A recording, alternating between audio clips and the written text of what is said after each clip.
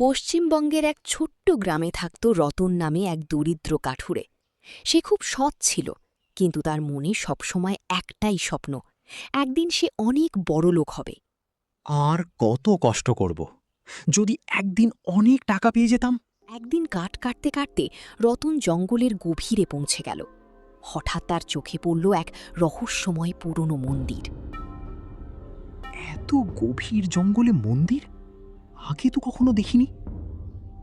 ভয়ে ভয়ে ভিতরে ঢুকতেই রতন দেখতে পেল এক বৃদ্ধ সাধু ধ্যান করছেন। বাবা, আমি ভুল করে এখানে চলে এসেছি।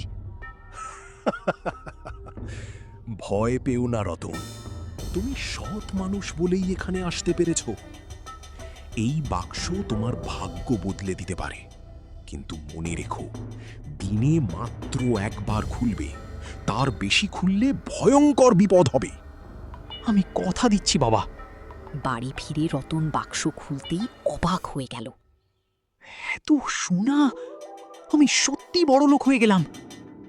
কিছুদিনের মধ্যেই রতন গ্রামের ধনী মানুষ হয়ে উঠল। সবাই তাকে সম্মান করতে লাগল। কিন্তু মানুষের মন তো সহজে ভরে না। যদি একবারে সব সোনা বের করে নিতে পারতাম, তাহলে আমি রাজা হয়ে যেতাম। লোভে পড়ে রতন সাধুর কথা ভুলে গেল। লোভ মানুষের সর্বনাশ ডেকে আনে। না, আমার সব সোনা কোথায় গেল?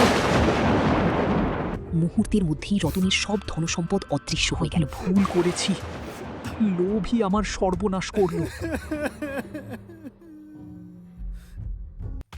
তারপর থেকে রতন আবার সৎভাবে পরিশ্রম করতে শুরু করল। এবার সে বুঝে গিয়েছিল, শান্তি আসল সুখ। লোভ মানুষকে সাময়িক সুখ দিলেও শেষ পর্যন্ত সর্বনাশ ডেকে আনে।